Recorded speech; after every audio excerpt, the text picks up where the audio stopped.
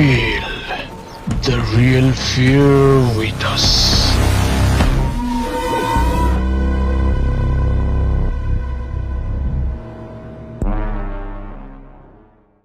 প্রিয় লিসেনার্স, আসসালামু আলাইকুম।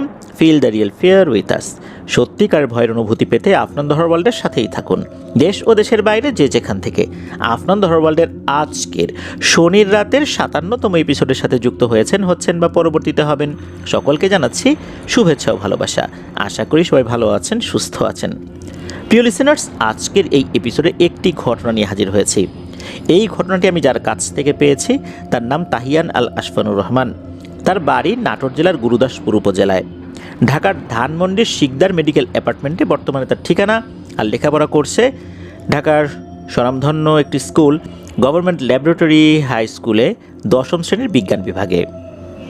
প্রিয় লিসেনার্স, আপনাদের জানা বা আপনাদের সাথে ঘটে যাওয়া সত্য ভয়ের ঘটনাগুলো আমাদেরকে লিখে বা রেকর্ড করে afnandohorwalbd@gmail.com এই ইমেল অ্যাড্রেসে ইমেল করতে পারেন। ইমেল অ্যাড্রেসের স্পেলিংটা বলে দিচ্ছি, AFNANTHEHORWORLDBD afnandohorwalbd@gmail.com। স্পেলিংটাও আমরা আমাদের ভিডিও ডেসক্রিপশনে দিয়ে রেখেছি, সেখানে গিয়ে স্পেলিংটা চেক করে নিতে পারবেন। প্রিয় লিসেনার্স, আগামীকাল রবিবার আমাদের কিন্তু আফনান স্পি ইউটিউব চ্যানেলে অমীমাংসিত রহস্যের সিজন 2 এর নতুন আরও একটি এপিসোড আসতে যাচ্ছে। আমাদের ওই চ্যানেলে সাবস্ক্রাইব করেছেন কি? না করলে ঝটপট করে ফেলুন। আফনান স্পি ইউটিউব চ্যানেল লিঙ্কটাও এই ভিডিওর ডেসক্রিপশন বক্সে দেওয়া রয়েছে, সেখানে ক্লিক করলে আপনারা আমাদের ওই চ্যানেলে ঢুকে যেতে পারবেন, সেখানে সাবস্ক্রাইব করতে পারেন। সেখানে দারুণ দারুণ সমস্ত এপিসোড আমরা কিন্তু প্রতিনিয়তই নিয়ে আসছি ইনশাল্লাহ। প্রতি মঙ্গলবার কিন্তু ফেয়ার উইথ টুয়েসডে থাকছে, যেখানে ভয়ের ঘটনা থাকছে। এছাড়া বিভিন্ন ধরনের ভিডিও আমরা সেখানে আপলোড করবো ইনশাল্লাহ। প্রিয় লিসেনার্স, আমাদের এই ভিডিও লাইক বাটনে প্রেস করতে ভুলবেন না। ভিডিওর লিঙ্কটাও বেশি বেশি করে শেয়ার করে দেবার অনুরোধ করছি। আজকের এই ঘটনাটি কেমন লেগেছে তা কিন্তু অবশ্যই এই ঘটনাটি শেষ করার পর এই ভিডিওর কমেন্ট সেকশনে জানিয়ে দেবেন। এছাড়া আমাদের ফেসবুক পেজ আর গ্রুপ তো রয়েছে আফনান হরওয়ার্ল্ড নামে, সেখানে গিয়েও আপনারা আপনাদের মতামত জানিয়ে দিতে পারেন। আমাদের ফেসবুক পেজ এবং গ্রুপের লিঙ্কও এই ভিডিওর ডেসক্রিপশন বক্সে দেওয়া রয়েছে। তো চলুন আজকের এপিসোডের প্রথম ঘটনায় চলে যাই।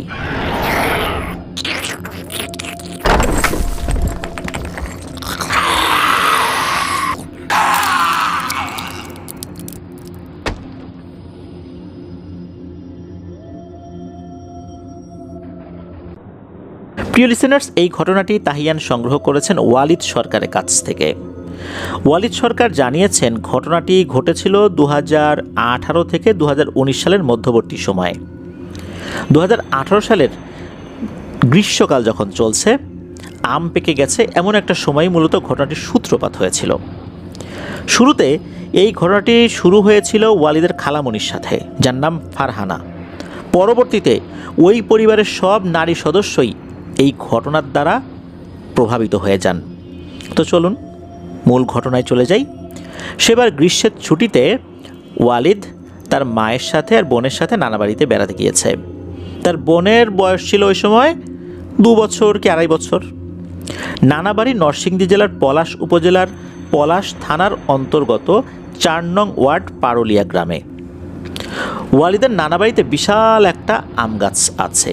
এই আম গাছে এত পরিমাণ আম হয় আল্লাহর রহমতে যে গ্রামের অনেক মানুষ ওই গাছ থেকে আম খাবার পরেও আম অনেক রয়ে যায়।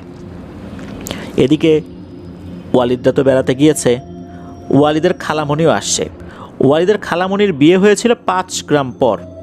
এই ফারহানা খালা, অর্থাৎ এই খালামণির নাম ফারহানা, তো উনি যেবার আসেন ওনার সাথে ওনার হাজব্যান্ড আসেনি, কেননা ওনার হাজব্যান্ডের অফিসিয়াল একটা কাজ পড়ে যায়। উনি বলেছেন তুমি যাও, আমি অল্প কয়েকদিন পরে আসি। খালামণিও আসছেন।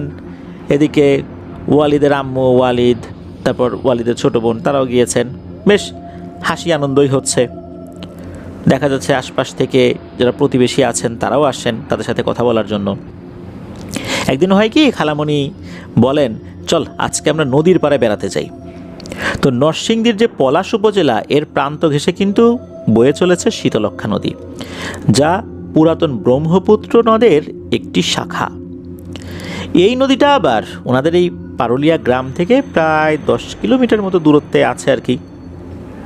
ওনারা পরিকল্পনা মাফিক চলে গিয়েছেন একটা ভ্যান গাড়িতে। এই যে ওয়ালিদ, তারপর খালামণি, ফারহানা খালামণি আর কি, তারপর ওয়ালিদের আম্মু আর তার ছোটো বোন, ওনারা ওই দিন বেশ ঘোরাঘুরি করেছেন, খাওয়া দাওয়া করেছেন, আবার স্বাভাবিকভাবে বাড়িতেও চলে আসছেন। বাড়িতে চলে আসার পর যখন সন্ধ্যা লেগে গেছে, সন্ধ্যার ঠিক পরপরই খালামণির আচরণে এক অদ্ভুত পরিবর্তন সবাই লক্ষ্য করেন। তিনি হঠাৎ হঠাৎ চিৎকার করে উঠছেন, বিড়বিড় করে কিছু একটা বলছেন, আবার নিজেকে নিজে আঘাতও করছেন। নানা নানি যেহেতু গ্রামের মানুষ, তাই তাদের বুঝতে বিন্দুমাত্র কোনো অসুবিধা হলো না যে খালামণিকে কিছু একটা আসর করেছে। সেখানকার স্থানীয় ভাষায় একে বাতাস লাগা বা হাওয়া লাগা বলে। খালামণির হাওয়া লেগেছে এটা আন্দাজ করে নানা স্থানীয় মসজিদের ইমামকে ডেকে নিয়ে আসেন। তিনি অবশ্য এসব কাজে বিন্দুমাত্র পারদর্শী ছিলেন না, এসব কাজ আসলে জানতেনও না উনি। এমনিতেই কোরআনের কিছু আয়াত পড়ে উনি ফু দিয়ে চলে গেলেন। খালামণি সেই রাতে এবং পরের সারাটা দিন স্বাভাবিক থাকলেন, কিন্তু সন্ধ্যার পরপরই উনি আবার অস্বাভাবিক আচরণ শুরু করলেন। তিনি নিজের চুল নিজে টেনে ছিঁড়ে ফেলতে চেষ্টা করছেন। পরিবারের সকলে তাকে ধরে ফেললে অশ্রাব্য ভাষায় গালিগালাজ করতে থাকেন, আর সামনে যাকেই দেখেন তাকেই কামড়ে দিতে চেষ্টা করছেন। এরপর ছোট ছোট যারা ছিলেন, এই যে ওয়ালিদ, তারপর ওয়ালিদের ছোট বোন, এদেরকে অন্য একটা ঘরে বন্ধ করে রাখা হয় আর কি, কেননা এরা ভয় পেতে পারে। আর খালামণি যদি এদেরকে কামড় দিয়ে বসেন তাহলে কি অবস্থা হবে। খালামণি যাতে কারো ক্ষতি করতে না পারেন এই জন্যই এদেরকে অন্য একটা ঘরে আটকে রাখা হয়। এদিকে ছোট্ট একটা বাচ্চা, অল্প বয়স, এই যে ওয়ালিদের ছোট বোন আর কি, সে তো বেশ আতঙ্কগ্রস্ত হয়ে গেছে খালামণির এই অবস্থা দেখে। তার একদম ট্রমাটাইজ হয়ে গেছে, কেমন একটা অবস্থা, হওয়াটাই স্বাভাবিক। তো এরকমটা তো ওনারা দেখলেন। ওয়ালিদ তো, তারপর ওয়ালিদের ছোট বোন, আরও যে কয়েকজন ছোট ছিল আর কি ওই বাড়িতে, তাদেরকে তো একটা ঘরে আবদ্ধ করে রাখা হলো নিরাপত্তার কারণে। ওদিকে যে কী হচ্ছে এটা তো তখনও আসলে ওয়ালিদ বুঝতে পারছে না। পরে অবশ্য তার মায়ের কাছ থেকে পরের অংশটুকু শোনে আর কি। তো এই যে ফারহানা খালামণি, অর্থাৎ ফারহানা খালা, ওনাকে যখন দেখা গেল সবাইকে কামড়ে দেওয়ার চেষ্টা করছে, তখন তো বাড়ির যারা ছিলেন আর কি তারাও তো বেশ আতঙ্কগ্রস্ত হয়ে যান, হাই হাই এ কী শুরু হলো। তখন পরিবারের সদস্যরা একটা কাজ করেন, বাসায় জমজম কূপের পানি ছিল, জমজমের পানিতে কিছু সূরা পড়ে খালামণির উপর ছিটিয়ে দিলে উনি সম্পূর্ণ স্বাভাবিক হয়ে যান। উনি তখন এমন আচরণ শুরু করেন যে এতক্ষণ কিছুই হয়নি। উনি বলতে থাকেন, আচ্ছা কি হয়েছে, আমার এত ক্লান্ত লাগছে কেন, আমার এমন লাগছে কেন, মনে হচ্ছে আমি কিছুই খাই নাই, আমার খুব ক্ষুধা লেগেছে। তো এটা বলতে বলতে নাকি উনি ঘুমিয়ে পড়েন। সেই রাতে এই যে আমাদের ওয়ালিদের মায়ের সাথে একটা ভয়ঙ্কর ঘটনা ঘটে। রাত আনুমানিক 2টার দিকে ওনার ঘুম ভেঙে যায়। উনি ফিল করেন যে ওনার ওয়াশরুমে যেতে হবে। তো ওয়াশরুমে যাওয়ার জন্য ঘর থেকে বের হয়েছেন, যেহেতু গ্রামে গিয়েছেন, গ্রামের ওয়াশরুম তো ঘরের বাইরেই থাকে সাধারণত। তো উনি মনে করলেন যে কাউকে ডাকবেন, অর্থাৎ ওয়ালিদের নানিকে ডাক দিবেন। মনে হলো যে না, বয়স্ক মানুষ থাক, ঘুমাচ্ছে ঘুমাক, আমি যাই। তো উনি বের হয়েছেন, ঘর থেকে বের হয়েছেন, উঠোনে গিয়েছেন। উঠোনের একটা পাশেই হচ্ছে সেই ওয়াশরুমটা। তো চাঁদের আলো ছিল, উঠোনে চাঁদের আলো পড়ছে, অনায়াসেই হেঁটে চলে গিয়েছেন, কোনো অসুবিধাও হচ্ছে না। তাছাড়া ইলেকট্রিসিটি তো আছেই, সমস্যাও নাই। তো উনি ওয়াশরুমে গিয়েছেন, ওয়াশরুম থেকে যখন বের হয়েছেন, বের হওয়ার পর দেখলেন সব কিছু স্বাভাবিকই আছে। উনি যখন ঘরের দিকে হাঁটতে শুরু করেছেন, তখন ওনার চোখ পড়ে কিছুটা দূরের একটা কাঁঠাল গাছের দিকে।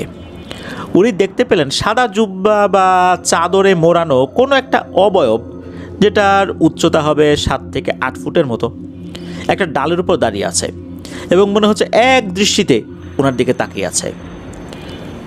ওয়ালিদের আম্মু কিন্তু বুঝতে পারলেন এটা মোটেও স্বাভাবিক কোনো বিষয় নয়। উনি ওই দিকটাতে না তাকিয়ে দ্রুত ওনার ঘরের দিকে হাঁটতে শুরু করলেন। উনি আবার একটা কাজ করছেন, সেটা হচ্ছে আর চোখে দেখার চেষ্টা করছেন, অর্থাৎ সামনে হেঁটে যাচ্ছেন কিন্তু চোখটা একটু বাঁকা করে দেখার চেষ্টা করছেন এই জিনিসটা আসলে করেটা কি। উনি খেয়াল করলেন যে ওই জিনিসটা দ্রুত হাঁটতে দেখে লাফ দিয়ে গাছ থেকে নিচে নামলো। নামার পর এক পায়ের উপর ভর করে লাফাতে লাফাতে ওনার দিকে এগিয়ে আসছে। যখন উনি বুঝতে পেরেছেন এই জিনিসটা ওনার দিকে এভাবে এগিয়ে আসছে, তখন উনি তো দ্রুত যাবার জন্য ঘরের দিকে দিয়েছেন দৌড়। কিন্তু ওই সময় উনি ফিল করলেন ওনার শরীরের উপর আর কোনো নিয়ন্ত্রণ ওনার নেই। উনি পড়ে যাবেন ভাব, কিন্তু আল্লাহর অশেষ রহমতে এর মধ্যেই উনি একদম ঘরের দরজার কাছে চলে আসছেন। দরজার কাছে এসেই একদম কন্ট্রোল হারিয়ে ফেলেন। উনি একদম দরজার উপরে হুড়মুড়িয়ে পড়ে যান। তবে পরে অবশ্য ঘরের ভেতরেই ঢুকে পড়েছিলেন আল্লাহর রহমতে। ওই শব্দে আবার কয়েকজন উঠে পড়ে। এর মধ্যে কিন্তু ওই অবয়বটাকে আর দেখা যায় না। সবাই যখন আসছে এই কী হয়েছে, তখন উনি তো বলেন যে এই ঘটনা, আমি তো এরকম একটা জিনিস দেখছি। তখন তো ওয়ালিদের নানি ওয়ালিদের আম্মুকে বেশ রাগারাগি করেন যে তুই উঠলি, আমাকে একটু ডাকবি না?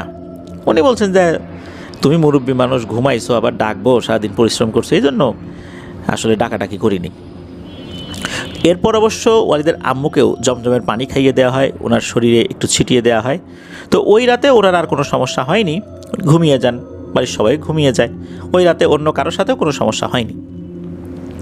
পরের দিন স্থানীয় একটা কবিরাজের কাছে ফারহানা খালাকে নিয়ে যাওয়া হয়।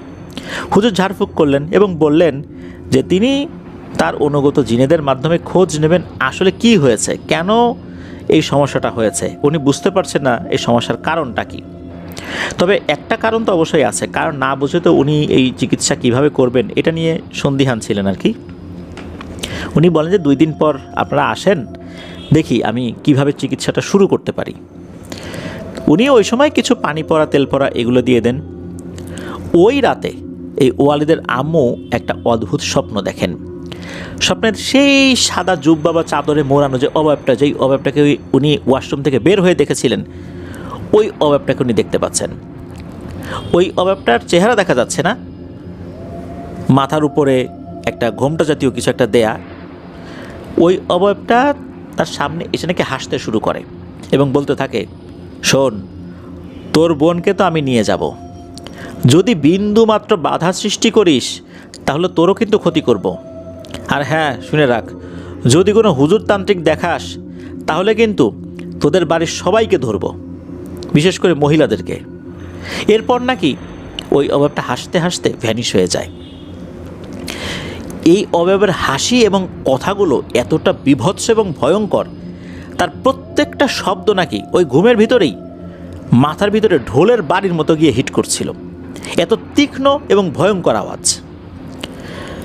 ওনার ঘুম ভেঙে যায়। ঘুম ভাঙার পর ওনার মাথা ব্যথা শুরু করেছে। ওই যে ঘুমের ভেতরে ওই শব্দ যেটা করেছে আর কি, ওই অবয়বটা কথা বলেছে, ওইটার কারণে ওনার তীব্র মাথা ব্যথা হচ্ছে।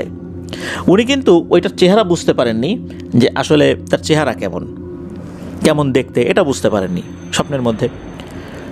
ওই অবয়বটা চলে যাওয়ার পর ওনার তো ঘুম ভেঙে যায়। এরপর সারাটা রাত উনি খালি এপাশ ওপাশ করেছেন, ঘুমাতে পারেননি। ওই সময় কাউকে ডেকে যদি উনি বলার চেষ্টা করেন তাহলে তো কেমন হবে। ওই রাতের বেলা কাউকে ডাক দিয়ে যদি উনি এই ভয়ঙ্কর স্বপ্ন বলেন, দেখা যাবে যে ওই রাতের বেলা অন্যরাও ভয় পেতে পারে। এই জন্য উনি ওই রাত্রে আর কাউকে ডাকেন নাই, কিছু বলেনও নাই। পরদিন উনি স্বপ্নের বিষয়টা ওনার আম্মাকে খুলে বলেন, অর্থাৎ ওয়ালিদের নানিকে খুলে বলেন। তিনি একথা শোনার সাথে সাথে তাজ্জব হয়ে যান। তিনি বলেন, তুইও এই স্বপ্ন দেখছিস? তার মানে হচ্ছে ওয়ালিদের নানিও একই স্বপ্ন দেখেছিল, কিন্তু ওয়ালিদের নানির স্বপ্নের মধ্যে শুধু এতটুকুই বলেছে, তোর মেয়েকে নিয়ে যাব, আর কোনো কিছু বলেনি। ওই দিন বিকেলবেলা পরিবারের সদস্যরা মিলে এক কবিরাজের বাড়িতে গিয়েছেন। তো ওই যে যার কাছে প্রথমে গিয়েছিলেন আর কি, তার কাছে গিয়েছিলেন আর কি। তো তাদেরকে দেখেই, অর্থাৎ এই যে ওয়ালিদের আত্মীয় স্বজনদেরকে দেখেই ওই কবিরাজ কেমন যেন উদাস হয়ে গেলেন। কি হয়েছে তাকে জিজ্ঞেস করলেন যে আপনাকে উদাস দেখাচ্ছে কেন? তো জিজ্ঞেস করতেই তিনি বলেন, এই যে ফারহানা খালা, এই ফারহানা খালাকে মূলত জিনে আসর করেছে। আর যে জিনটা ফারহানা খালাকে আসর করেছে সে যে খুব শক্তিশালী এমনটা কিন্তু না। আমরা সাধারণত শুনি যে খুব শক্তিশালী একটা জিন, তাকে ছুটানো যাবে না, এটা সেটা। ওই কবিরাজ বলেন এ কিন্তু বেশি শক্তিশালী না, কিন্তু সমস্যাটা অন্য জায়গায়। এরা হচ্ছে দলবদ্ধভাবে বসবাস করে। এদের কেউ একজন যদি কারো উপর আসর করে, তখন তাকে যদি হাজির করার চেষ্টা করা হয়, সবগুলো এসে হাজির হয়। তখন ভয়ঙ্কর সমস্যা দেখা দেয়। আর সবাই মিলে যখন এসে হাজির হয় তখন এদের শক্তি অনেক বেড়ে যায়, কিন্তু এককভাবে এদের শক্তি কম। কিন্তু এরা দলবদ্ধভাবে সব কাজ করে থাকে। একজন বিপদে যদি পড়ে, সবাই মিলে সেখানে চলে আসে। এটা একটা বড় সমস্যা। এখন এগুলোর হাত থেকে রক্ষা পাওয়া খুব কঠিন। হুজুর জানালেন তিনি এই কাজ করতে পারবেন না। হুজুর এই জিনের নামও বলতে পারেননি, এরা ঠিক কোন গোত্রের জিন এটাও বলতে পারেননি। যেহেতু তাদের গোত্র সম্পর্কেও উনি বুঝতে পারছেন না, শুধু আইডিয়া করতে পারছেন, এই কারণে উনি এই চিকিৎসা করতে সক্ষম হবেন না, এটা সাফ জানিয়ে দিলেন। তবে উনি একজন হুজুরের ঠিকানা দিয়েছিলেন। তিনি বললেন যে আমি যার ঠিকানা দিচ্ছি উনি এই সমস্ত কাজে বেশ পারদর্শী, আমার ধারণা উনি এই গোত্রের জিনেদের মোকাবেলা করতে সক্ষম হবেন ইনশাল্লাহ। তো উনি যখন ঠিকানা দিয়েছেন ওই দিনেই সেই ঠিকানা অনুযায়ী সেই হুজুরের কাছে ওনারা গিয়েছেন।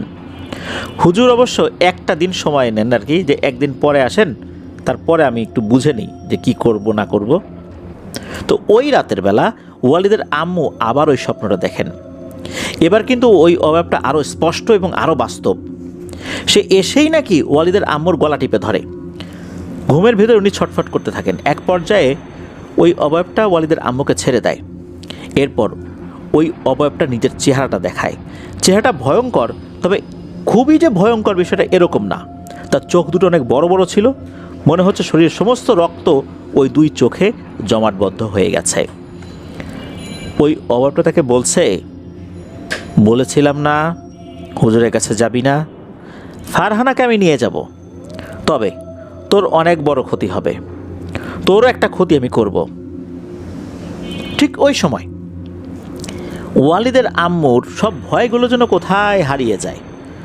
উনি সাহস সঞ্চয় করে বলে ওঠেন, যা করার করিস, আমিও দেখব তুই কি করতে পারিস রে, আল্লাহ আমাদের সাথে আছেন। হঠাৎ করে এই কথা শোনার সাথে সাথে মনে হলো ওই অবয়বটার চেহারায় একটা ভীতি স্পষ্ট হয়ে উঠল। ওই অবয়বটা যে ওয়ালিদের আম্মুর মুখে এই কথা শুনবে, এই কথা শোনার জন্য সে মোটেও প্রস্তুত ছিল না। ওই অবয়বটা হয়তোবা ধারণা করেছিল যে সে রীতিমতো একটা আতঙ্কিত করার মতো যা যা বলার দরকার সে তো বলেছে, এটাতে তারা খুব ভালোই আতঙ্কিত হয়ে যাবে। কিন্তু ওয়ালিদের আম্মু যে সাহস সঞ্চয় করে আল্লাহর উপর ভরসা করে এমন একটা কথা বলবে, এটা সে আশা করেনি। এরপর অবশ্য সে আবার রাগান্বিত হয়ে যায় এবং বলে ওঠে, বেশ তাহলে আমিও দেখব তোর আল্লাহ তোকে কিভাবে বাঁচায়। তো এমন একটা ভয়ঙ্কর কথা বলে ওঠে। এরপর ওই অভাবটা ওই ঘুমের মধ্যেই ভ্যানিশ হয়ে গেল। এরপর ওয়ালিদের আম্মুর ঘুমও ভেঙে গেল। এদিকে সময়টা ছিল তো বেশ গরম আর কি, গরম বলতে গ্রীষ্মের সময়।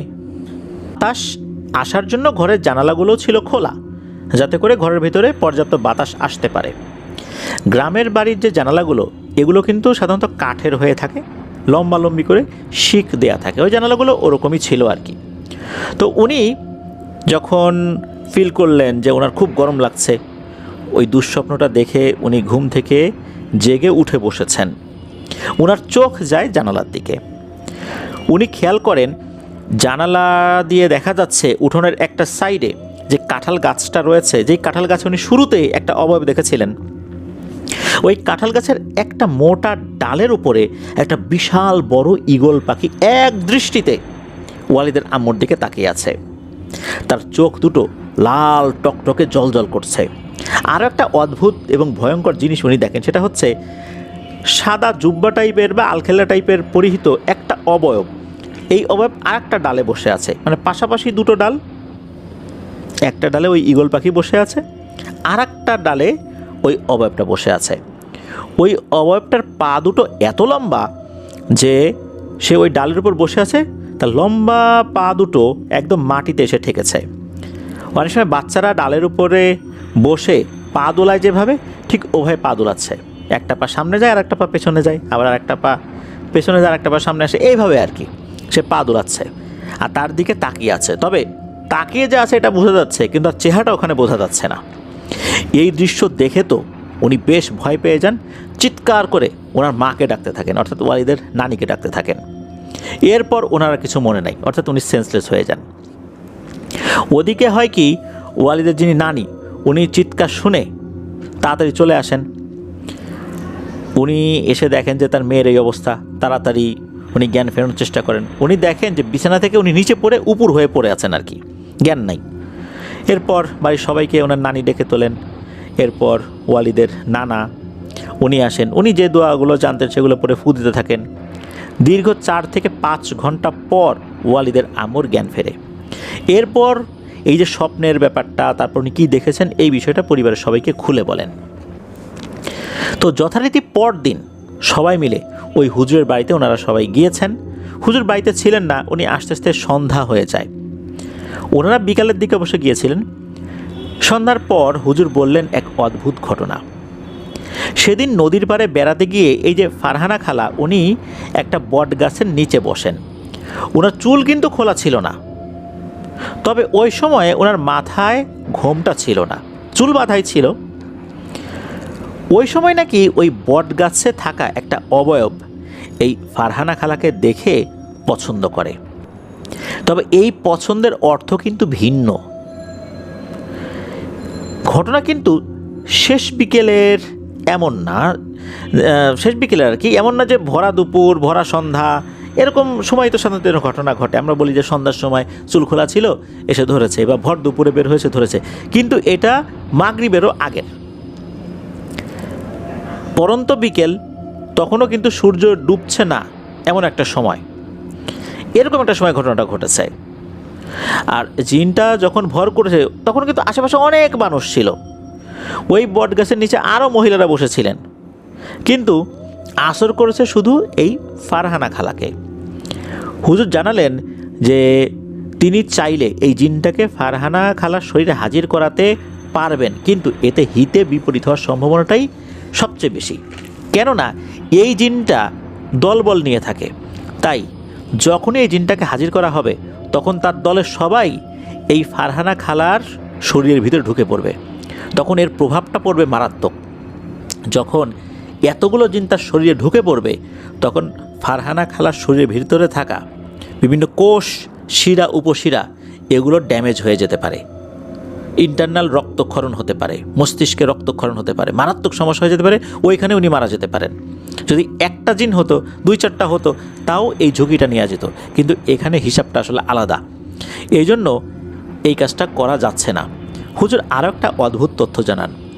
এই জিনটা যেহেতু এই বাড়ির একটা মেয়ের উপর আসর করেছে, তাই এই বাড়ির প্রত্যেকটা মহিলা মানুষের উপর, সে ছোট হোক বড় হোক, তাদের উপর নাকি কিছু না কিছু প্রভাব দেখা যাবেই।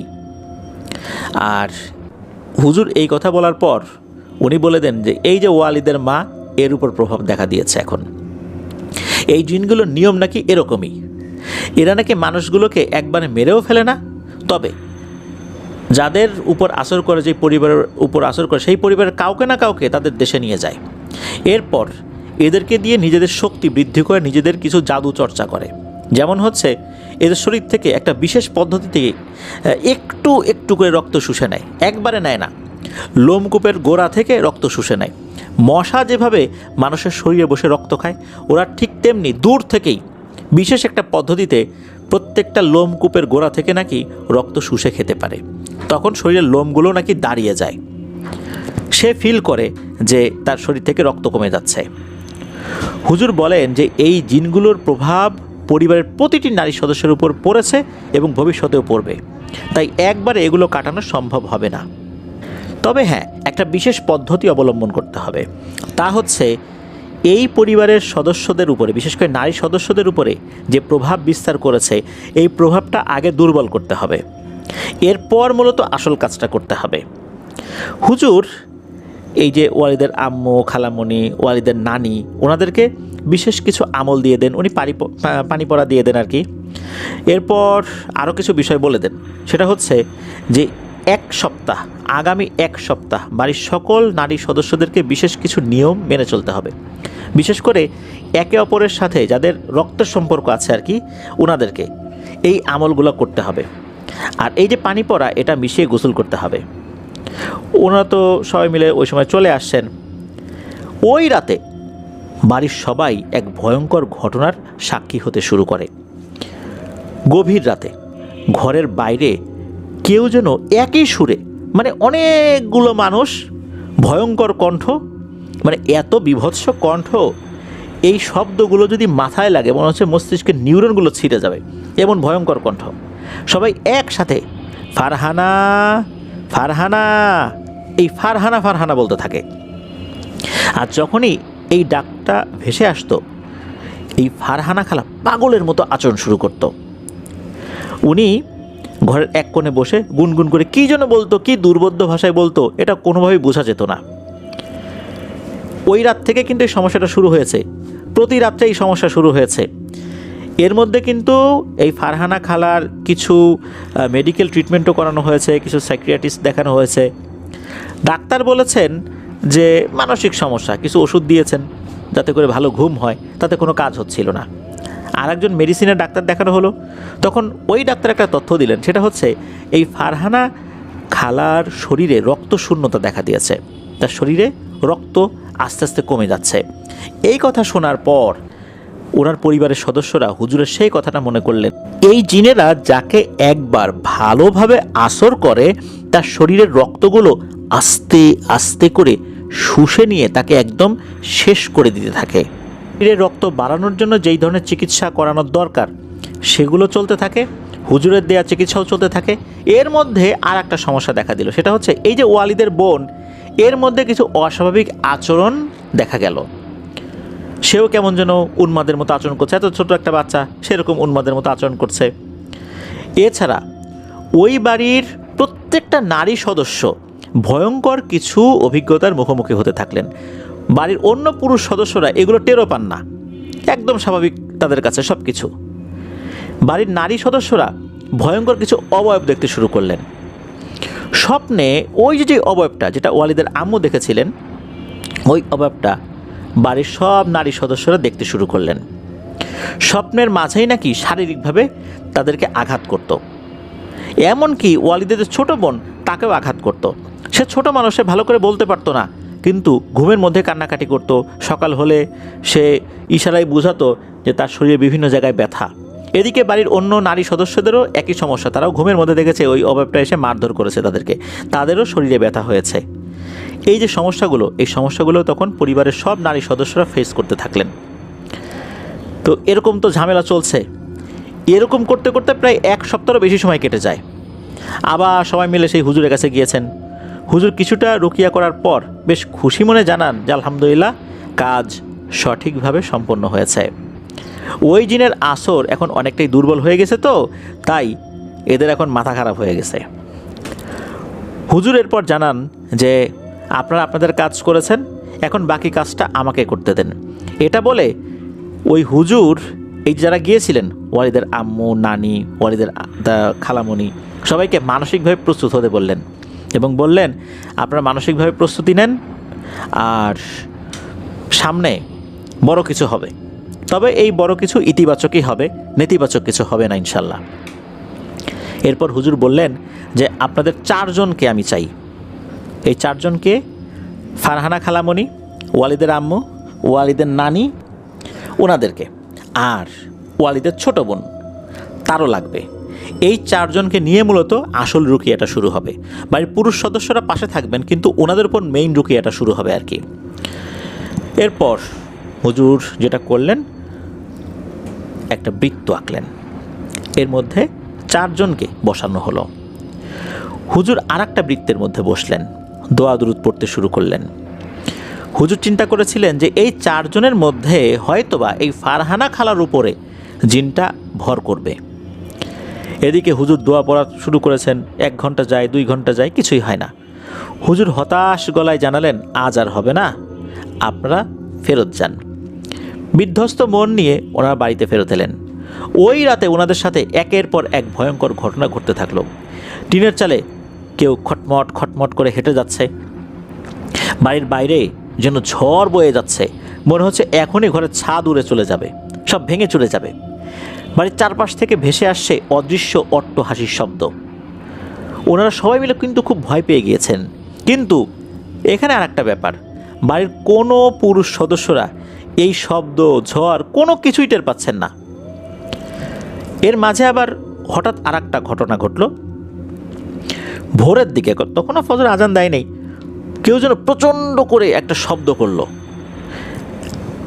আর এই শব্দটা করার পর যে ঘটনাটা ঘটলো এটা আরও ভয়ঙ্কর। মনে হচ্ছে এই শব্দটা করার পর বাড়ির যে দরজা, মানে ঘরের যে দরজা, এই দরজার উপরে কেউ সজোরে লাথি দিতে শুরু করেছে। এখনই মনে হচ্ছে যে সিটকানি বা যেই আড়া বা যেই বিষয়টা আমরা যে গ্রামে যেটা থাকে আর কি, অনেকে ডাসা বলে, মনে হচ্ছে এগুলো ভেঙে চলে আসবে, দরজা ভেঙে যাবে। এমনভাবে শরীরের সমস্ত শক্তি দিয়ে দরজার উপর আঘাত করে যাচ্ছে ক্রমাগত। এটা কিন্তু পরিবারের কোনো পুরুষ সদস্য টের পাচ্ছে না, তারা কোনোভাবেই টের পাচ্ছে না, তারা ঘরেই আসেন। বাড়ির সবাই বলছে যে এই দরজা ভেঙে ফেললো, পুরুষ সদস্যরা বলছে যে কই, কিছুই তো হচ্ছে না। এদিকে এই ওয়ালিদের ছোট বোন সে ভয়ে কান্নাকাটি শুরু করছে, প্রচণ্ড ভয় পাচ্ছে, অথচ পরিবারের পুরুষ সদস্যরা কিছুই বুঝতে পারছে না। এই যে ওয়ালিদ, যে সেও কিছু বুঝতে পারছিল না, কিন্তু সে কিন্তু ওই সময় ওখানেও ছিল। এখন ওনারা বুঝতে না পারলেও আন্দাজ কিন্তু ভালো করেই করতে পেরেছিলেন, যেহেতু হুজুর বলেছিলেন যে পরিবারের নারী সদস্যদের উপরে এর একটা প্রভাব পড়বে, পুরুষ সদস্যদের উপরে না। এই কারণে তারা টের পাচ্ছে, আর ওনারা টের পাচ্ছেন না। ওনারা তখন কি করলেন, সাহস ধরে রেখে পুরুষ সদস্যরা জোরে জোরে আয়াতুল কুরসি পাঠ করতে লাগলেন। ওনারা বুঝতে পেরেছিলেন সমস্যাটা তাদের সাথে হচ্ছে, ওনারা বুঝতে পারলেন না। কিন্তু যেহেতু ওনাদের মনের মধ্যে তখন একটা সাহস ছিল, নারীরা তো খুব ভয় পেয়ে গেছেন, এই জন্য ওনারা দোয়া দুরূদ পড়া শুরু করলেন। এরপর আস্তে আস্তে পরিবেশটা শান্ত হতে থাকলো। ফজর আজান দিয়ে দিল, তখন ওনারা ঘুমাতে পেরেছিলেন, বেশ অনেকক্ষণ ঘুমিয়েছিলেন। তারপর আবারও দুপুরের দিকে সবাই মিলে ওই হুজুরের কাছে গিয়েছেন। হুজুর বলেন যে ঠিক আছে, সন্ধ্যার পর কাজটা শুরু করতে হবে, এখন না। তো সন্ধ্যার পর আবার সেই গতকালকের নিয়মেই দুটো বৃত্ত আঁকা হলো। একটা বৃত্তের মধ্যে 4 জনকে বসানো হলো, আর একটা বৃত্তের মধ্যে উনি নিজে বসতেন। এরপর তিনি রুকিয়া শুরু করলেন। দোয়া পড়তে পড়তে প্রায় 1 ঘন্টা কেটে গেল। সবাই ভাবলো আজও বুঝি হতাশা নিয়েই বাড়িতে ফেরত যেতে হবে, কিন্তু না। হঠাৎ করেই ঘরের আলোগুলো দপ করে নিভে গেল। মনে হলো ঘরের ভিতরে এলো পাথারি দাপাদাপির শব্দ হচ্ছে, ঝড় উঠে গেছে। সব কিছু এত দ্রুত ঘটে গিয়েছে যে হতভম্ব হয়ে সবাই একে অন্যের দিকে তাকানোর চেষ্টা করছে, কিন্তু ঘরের মধ্যে একদম ঘুটঘুটে অন্ধকার না, একে অন্যকে দেখা যাচ্ছে এমন অন্ধকার আর কি। ওই ঘরের মধ্যে অন্ধকার হলো, আশেপাশের ঘরে যেহেতু আলো ছিল, সেই ঘর থেকে যেই মৃদু আলো আসছিল ওই ঘরের মধ্যে, তাতে বোঝা যাচ্ছিল। তখন হঠাৎ অদৃশ্য থেকেই ভেসে আসলো এক তীক্ষ্ণ কণ্ঠস্বর। এমন তীক্ষ্ণ কণ্ঠস্বর, মাথার মধ্যে মনে হচ্ছে হাতুড়ি দিয়ে কেউ বাড়ি দিচ্ছে। এই কণ্ঠস্বর যদি কারো মাথার মধ্যে একবার প্রবেশ করে, নির্ঘাত তার মাথা ব্যথা হবেই, এর কোনো ব্যতিক্রম হবে না। পরিবারের পুরুষ সদস্যরাও কিন্তু তখন টের পাচ্ছিল। হুজুর চিন্তা করেছেন কোন একটা ব্যক্তির উপর হয়তো বা হাজির হবে, কিন্তু না, সম্পূর্ণ আলাদাভাবেই হাজির হয়েছে, কোনো মানুষের উপর সে হাজির হয়নি। সে তখন বলে, এই কি চাস রে হুজুর, কেন ডেকেছিস? হুজুর তখন বললেন, কেন এদেরকে কষ্ট দিচ্ছিস বল, কি কারণটা, কী কারণে ক্ষতি করছিস? তখন ওই কণ্ঠস্বরটি বলে ওঠে, আমার গোত্রের জিন তোর চেলাগুলোকে তো সবই বলেছে, তাহলে কেন আবার আমাকে ডেকে জিজ্ঞেস করছিস? তুই তো জানিস, তাহলে আমাকে জিজ্ঞেস করার কারণটা কি? আর এই মেয়েকে আমি নিয়ে যাব সেটাও তুই জানিস, ওকে নিয়ে কি করব সেটাও তুই জানিস, আমরা কি করি সেটাও তুই জানিস, তাহলে অযথা ডাকাডাকি করে বিরক্ত করলি কেন? হুজুর বললেন, ওকে ছেড়ে দে, বিনিময়ে যা চাবি আমি দেবার ব্যবস্থা করব। তখন নাকি ওই অভাবটা বলে, ওরে হুজুর, উল্টো আমি তোকে বলছি, আমার কাজে বাধা দিস না, বিনিময়ে তুই কি চাস আমি তোকে দেব, যা। হুজুর বুঝলেন ভদ্র ভাষায় এদের সাথে কথা বললে হবে না। উনি তখন বললেন, আচ্ছা ঠিক আছে, অপেক্ষা কর, দেখি আমি কি করতে পারি। উনি তখন একটা জায়গা থেকে একটা কাফনের কাপড় বের করলেন, এটা উনি আগে থেকে রেডি করে রেখেছিলেন। কাফনের কাপড়টা উনি 2 হাতের উপর নিলেন, আমরা মোনাজাত যেভাবে ধরি ঠিক ওভাবে মোনাজাত ধরেছেন, হাতের উপরে ওই কাফনের কাপড়টা নিয়েছেন। মাঝখানে একটু গর্তের মতো হয়ে আছে আর কি, 2 হাতের উপর যদি আমরা কাপড় রাখি মাঝখানে একটু গর্ত হয়ে যায়, ওইরকম আর কি। এরপর উনি কিছু একটা দোয়া পড়তে শুরু করলেন আরবি ভাষায়। এরপর হঠাৎ কী যেন হয়ে গেল, একাধিক কণ্ঠে কেউ বলে উঠল, ও হুজুর, ও হুজুর, এই আমাদের মাফ করে দে রে, আমাদের মাফ করে দে, আমরা দুঃখ প্রকাশ করতেছি, আমাদেরকে বন্দি করিস না। প্রথমে তো তুই তুকারি করে শুরু করলেন, এরপরে আপনি করে বলা শুরু করলেন, ও হুজুর আমাদের বন্দি করবেন না হুজুর, মানে একদম নরম কণ্ঠে এখন বলা শুরু করেছে। কিন্তু কণ্ঠ নরম হলেও ওই যে কণ্ঠের যে তীক্ষ্ণতা, এটা কিন্তু রয়ে গেছে। তখন হুজুর তো রুকিয়া করেই যাচ্ছেন, আর ওই জিনেরা কাকুতি মিনতি শুরু করেছে। ওই জিনগুলো হয়েছে কি, ওই সময় তারা তাদের আকৃতিটা অনেকটা বাধ্য হয়ে ছোট করে ওই হুজুরের হাতের ভেতরে একে একে বন্দী হয়ে যাচ্ছিল ওই গোত্রের সবাই। হুজুর তো দোয়া পড়েই যাচ্ছেন, আর তখনও যারা বন্দী হয়নি এরা তো কান্নাকাটি করেই যাচ্ছেন। প্রথম দিকে দেখা যাচ্ছে মনে হচ্ছে 100টা কণ্ঠস্বর একসাথে শোনা যাচ্ছে, এবার কণ্ঠস্বর একটু একটু করে কমে আসছে, মনে হচ্ছে কমে আসছে, এর কারণ হচ্ছে ওই কিছু কিছু করে বন্দী হয়ে যাচ্ছে। এরপর দেখা গেল হয়তো 10-12টা কণ্ঠস্বর একসাথে কথা বলছে, ও হুজুর আমাদেরকে ছেড়ে দেন। এরপর হুজুর থামান তার দোয়া পড়া। হুজুর হেসে উঠে বললেন যে হ্যাঁ বুঝছিস যে তোদের সাথে ভদ্র ব্যবহার করলে কাজ হয় না, যখন ভদ্রতার দাম দিলি না তখন কিন্তু আমাকে উল্টো রাস্তায় হাঁটতে হয়েছে। তখন এদের মধ্যে যারা একটু সর্দার গোছের আর কি, বিশেষ করে এই যে জিনটা যেটা ফারহানা খালার উপর ভর করেছিল, সে বলে ওঠে যে হুজুর আমাদেরকে ছেড়ে দেন, মানছি যে আমরা অন্যায় করছি, এটা আমাদের কাজ, কিন্তু এই মেয়েকে আমরা এইভাবে ছেড়ে যেতে পারবো না, এটাও আপনি জানেন। আমাদেরকে কিছু একটা দিতে হবে, আমাদের একটা নিয়ম আছে, যেহেতু এই মেয়ের উপর আমরা আসর করে ফেলেছি, এই পরিবারের উপর আসর করে ফেলেছি, একটা কালো গরু দিয়ে দেন আমাদেরকে। হুজুর একদম ডিরেক্ট না করে দেন, বলে কিচ্ছু পাবি না যা। তখন ওরা বলে যে হুজুর আমাদেরকে যদি কিছু না দেন তাহলে কিন্তু আমাদের কিছু না কিছু প্রভাব ওদের উপর থেকেই যাবে, এটা ওদের শরীরের জন্য ভালো হবে না, কিছু একটা দেন, প্রভাবটা কেটে যাবে। তখন হুজুর বলছে ঠিক আছে যা, একটা কালো ছাগল দিয়ে দিব। তখন ওই জিনেরা বলে ওই ছাগলটা ওই বট গাছের নিচে জবাই করে দিতে হবে, রাতের বেলা দিতে হবে সেটা এরকম না, দিনের বেলাতেও দেওয়া যাবে। আল্লাহর নামে জবাই করে ওই ছাগলের মাংস বিলিয়ে দিতে হবে, এরা নিজেরা খেতে পারবে না, জাস্ট এতটুকুই করতে হবে, আর কিছু করতে হবে না। হুজুর এই শর্তে রাজি হয়ে যান, যেহেতু আল্লাহর নামে এটা জবাই দেওয়া হবে, মাংসটা গরিব দুঃখী খাবে, ঠিক আছে মেনে নিলাম শর্ত। এরপর তাই হলো, সেভাবেই জবাই করা হলো, গোস্ত বিলিয়ে দেওয়া হলো। তো আলহামদুলিল্লাহ ওই সময়ের পর থেকে, বিশেষ করে ওই বিলিয়ে দেওয়ার পর থেকেই সবাই স্বাভাবিক হয়ে যায়। হুজুর এখন বেঁচে আছেন কিনা এইটা কিন্তু ওয়ালিদ জানাতে পারেননি, তবে এই ঘটনার পর তাদের পরিবারে এই বিষয়ের আর কোনো প্রভাব ছিল না আলহামদুলিল্লাহ। একটা বিষয় কিন্তু প্রশ্ন রয়েই যায়, হুজুর ওই সময় কি রুকিয়াটা করেছিলেন, এটা কিন্তু হুজুর বলেননি। হুজুরের কাছে অবশ্য ওনারা জিজ্ঞেস করেছিলেন, হুজুর মুচকি হেসে দিয়েছিলেন, ওই মুচকি হাসির মাধ্যমেই ওনারা বুঝে নিয়েছিলেন যে সব বিষয় আসলে জিজ্ঞেস করতে হয় না, সব বিষয় জিজ্ঞেস করলেও সেটার আসলে উত্তর পাওয়া যায় না, এটাই বাস্তবতা। তো এটাই ছিল ঘটনা। ধন্যবাদ জানাচ্ছি তাহিয়ান আল আশফানুর রহমানকে এবং ওয়ালিদ সরকারকে। প্রিয় লিসেনার্স, আসলে এই যে ঘটনাটা শেয়ার করলাম, খেয়াল করুন যে এমন একটা সময় এমন একটা জায়গায় খালামণি গিয়েছিলেন, ওখানে আরও অনেক মহিলা ছিল, ওনার চুল খোলা ছিল না, সময়টাও একদম সন্ধ্যা লাগে লাগে ভাব এমনটাও ছিল না, এরপরেও কিন্তু ওনার উপর প্রভাব বিস্তার করে ফেলেছে। এই জন্য আমরা যখনই বাসার থেকে বের হব, আমাদের সন্তানরা বের হবে, তখন আমরা কিন্তু একটা দোয়া পড়ব, বিসমিল্লাহি তাওয়াক্কালতু আলাল্লাহি লা হাওলা ওয়ালা কুওয়াতা ইল্লা বিল্লাহিল আলিয়্যিল আযীম। এটা পড়ে আমাদের শরীরে ফু নিব। এছাড়া আরও কিছু দোয়া রয়েছে, আউযু বিকালিমাতিল্লাহিত তাম্মাহ মিন কুল্লি শাইতানির ওয়াহাম্মাহ ওয়া মিন কুল্লি আইনিল লাম্মাহ। এই দোয়াটা পড়ে আমরা শরীরে ফু দিয়ে বের হব, আয়াতুল কুরসি পড়ে বের হব। তাহলে হবে কি, এই ধরনের যে বিপদগুলো, এই হঠাৎ বিপদগুলো, এই বিপদগুলো থেকে আমরা ইনশাল্লাহ হেফাজতে থাকতে পারবো, এরা আমাদের কোনো ক্ষতি করতে পারবে না ইনশাল্লাহ। আল্লাহ আমাদেরকে তার নিরাপত্তার চাদর দিয়ে ঢেকে রাখবেন।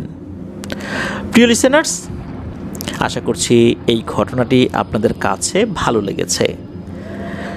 আগামীকাল আফনান স্পিতে অমীমাংসিত রহস্যের নতুন আরও একটি এপিসোড শোনার আমন্ত্রণ জানিয়ে আজকের এপিসোড থেকে বিদায় নিচ্ছি। আর হ্যাঁ, ঘটনা কেমন লেগেছে তা কিন্তু এই ভিডিওর কমেন্ট সেকশনে জানাতে ভুল করবেন না। ফেসবুক পেজ আর গ্রুপেও জানাতে পারেন। আর ফেসবুক পেজ আর গ্রুপের সদস্য যারা এখনও হননি তাদের জন্য বলছি, আপনার দ্য হরর ওয়ার্ল্ড নামে আমাদের কিন্তু ফেসবুক পেজ এবং গ্রুপ রয়েছে, এই দুটোর লিঙ্কও এই ভিডিওর ডিসক্রিপশনে দেওয়া রয়েছে, সেখান থেকে আপনারা আমাদের ফেসবুক পরিবারের সদস্য হয়ে যেতে পারবেন। প্রিয় লিসেনার, সবসময় বলি যে আমরা যেন বেশি বেশি করে আমাদের চ্যানেলের লিঙ্ক, এই ভিডিওর লিঙ্ক এগুলো শেয়ার করে দিই, তাহলে যারা সত্য ভয়ের ঘটনা শুনতে ভালোবাসেন তাদের কাছে আপনার দ্য হরর ওয়ার্ল্ড পৌঁছাতে পারবে, তাদের কাছ থেকেও আমরা অনেক অনেক ঘটনা পেতে পারি। তারা উৎসাহিত হবেন, তাদের জানা বা তাদের সাথে ঘটে যাওয়া ঘটনাগুলো আমাদেরকে লিখে বা রেকর্ড করে ইমেল করবেন। এভাবে অনেক অনেক ঘটনা আমরা যখন পাবো, আমাদের চলার পথটাও মসৃণ হবে, দীর্ঘ হবে ইনশাল্লাহ। এই সহযোগিতা আপনাদের সবার কাছেই চাই। আপনারা আগেও যেমন আমাদের পাশে ছিলেন, ইনশাল্লাহ ভবিষ্যতেও আমাদের সাথে থাকবেন, এই আশাবাদ ব্যক্ত করছি। একটা কথা বলি, আমি এই কথাটা সবসময় বলি, আমি কোনো ভয়েস আর্টিস্ট নই, আমি একজন সাধারণ স্টোরি টেলার। তাই আমার কথা বলায় ভুল হয়, উচ্চারণে ভুল হয়। আপনারা আমার এই অক্ষমতাকে ক্ষমা সুন্দর দৃষ্টিতে দেখবেন। আজকের এপিসোড থেকে বিদায় নিচ্ছি। সবাই ভালো থাকবেন, সুস্থ থাকবেন। আমার জন্য দোয়া করবেন, আমার পরিবারের জন্য দোয়া করবেন, আপনাদের জন্য দোয়া রইল, আপনাদের পরিবারের প্রত্যেকের জন্য দোয়া রইল। মহান আল্লাহ সুবহানাহু ওয়া তাআলা আমাদেরকে ভালো রাখুন, সুস্থ রাখুন, নিরাপদে রাখুন, আফনান দহর ওয়ার্ল্ডের সাথে রাখুন। আসসালামু আলাইকুম।